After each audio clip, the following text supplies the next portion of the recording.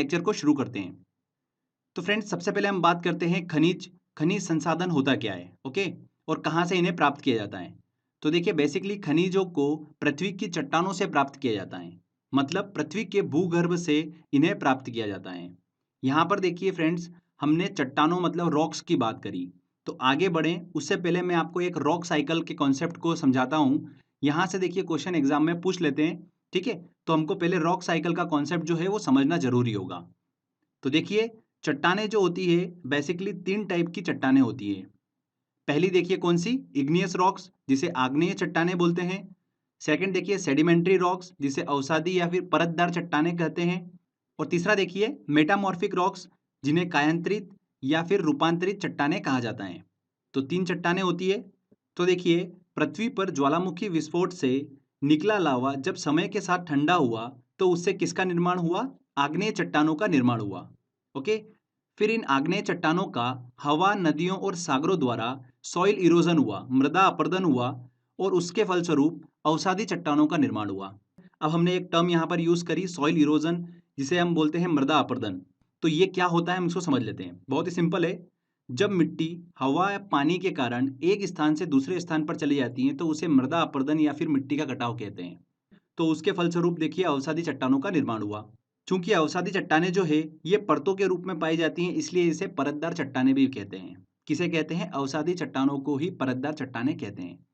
पृथ्वी पर 75% जो है इसी टाइप की चट्टानें जो है वो पाई जाती हैं।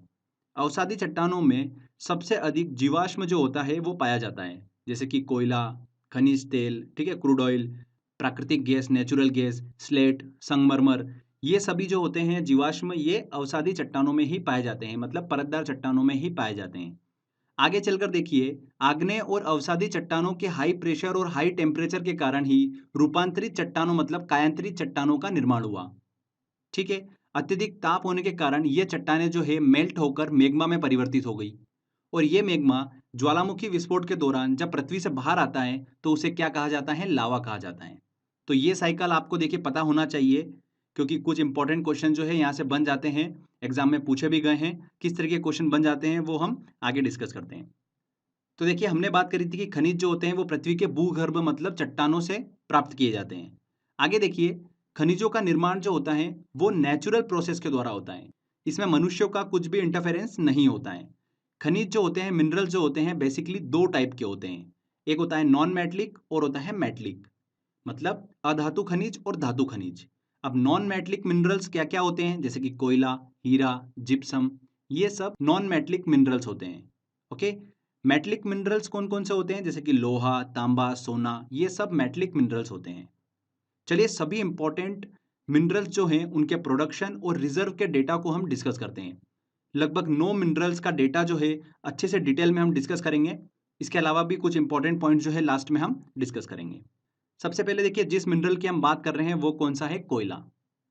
कोयले को अवसादी चट्टानें मतलब परतदार चट्टानों से प्राप्त किया जाता है।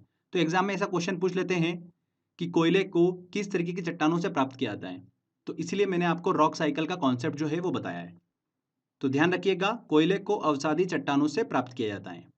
कोयले की देखिए 4 श्रेणियां होती हैं बेसिकली, एंथ्रेसाइट कोयला, बिटुमिनस कोयला, लिग्नाइट कोयला और पीट कोयला। इसमें देखिए जो एंथ्रेसाइट कोयला होता है ये सबसे बेस्ट क्वालिटी का कोयला होता है। अब देखिए, सबसे बेस्ट क्वालिटी का कोयला कौन सा होता है, ये कैसे पता किया जाता है, उसमें कार्बन की मात्रा देखी जाती है। तो एंथ्रेसाइट कोयले में 90 से लेकर 95% कार्बन होता है। और एंथ्रेसाइट कोयले को ही पत्थर के कोयले के रूप में जाना जाता है। पत्थर के कोयले के रूप में किसे जाना जाता है, एंथ्रेसाइट कोयले को ही कहा जाता है। सबसे बेस्ट क्वालिटी का कोयला होता है ये। आगे देखिए, बिटुमिनस कोयले की बात करते हैं तो ये दूसरा सबसे बेस्ट क्वालिटी का कोयला होता है जिसमें 70 टू 85% कार्बन होता है।